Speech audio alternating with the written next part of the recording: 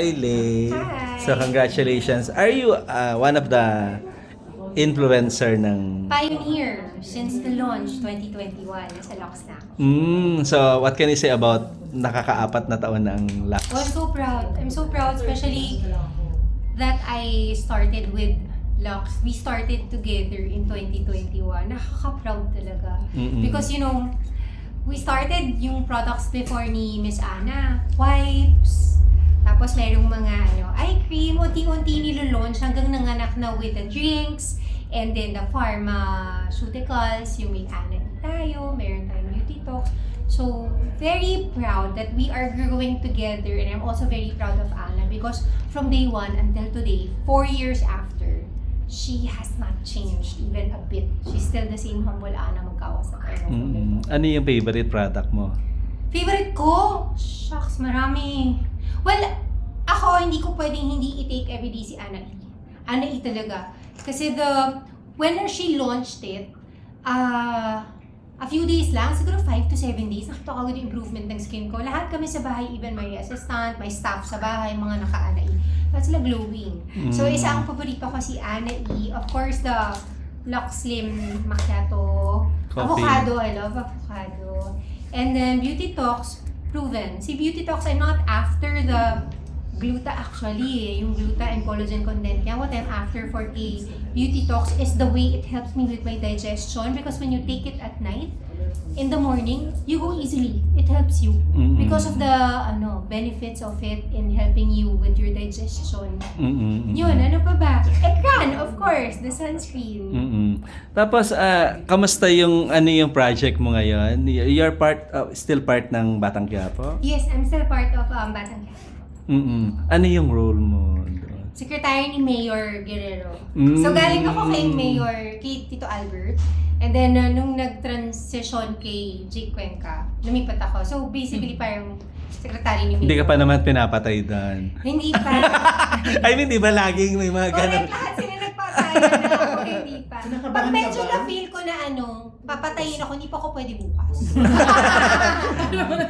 Kwento ng style ni Coco Martin mag-direct. Hindi Wala ko daw kasi script. unit si Direk Coco. Ah. Pero right now sa BQ, may script kami. Okay. Depende rin sa unit.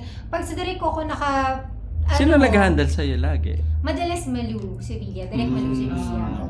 Pero may script kayo yung style May script niya. kami, oo. Okay. We're quite faithful with the script when it comes with Direk Malu. Okay.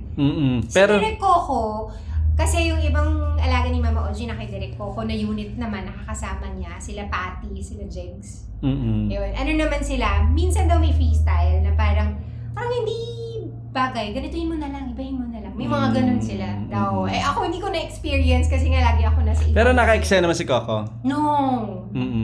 Miski sila Maris and sila... Maris, yes. Nakakasama ko si Maris. Madalas si Angel, Tito Albert, si Cuenca, yan yung mga madalas kong kasama sa eksena. Kamusta naman sila ka-eksena? Ay, masaya. Super food trip. Pag walang taping, pag break kami, food trip kami non-stop. Maris, how is she? I love Maris. Ang sexy, paka-talented. Sexy pero kargador kumain niya. Ka-food trip mo ba yan? Yes. Ang sexy. Tirador kumain. Pero very talented. At saka sexy. Sabi ko, sana ganyan ako. You're a talent of OG, di ba? Yes, po. So, gaano katagal ka ng part ng OG? 3 years. I've been with Mama Oj for 3 years na. Kamusta naman si Mama Ogs I love bilang... Mama Oj. She's very supportive, understanding. Kasi beyond the management, we are also friends. So, even outside being my manager, I can talk to him about anything. So, I can consult literally anything. Pwede ako magkwento sa kanya. Same naman with him. Minsan nagka-coffee kami, saan ka? Dadaanan kita. Kinikidnap ko siya pag nandun ako sa area niya. Isa ka rin ba sa nagtatanong sino yung inisblock niyang mga line item? Chismosa! Hindi ako mahilig magtanong. Parang in my Pero head, nakikihula ka ba? sometimes when it gets very interesting, like syempre people know that I'm with him. So people will call me, text me, sino tong ganito? kunyari, sino yung power couple? Yan yung kailangan ko yun eh. Non-stop. Parang everyday ako natatanong. Okay. Sige. Ayun. Thank you. Thank you so much.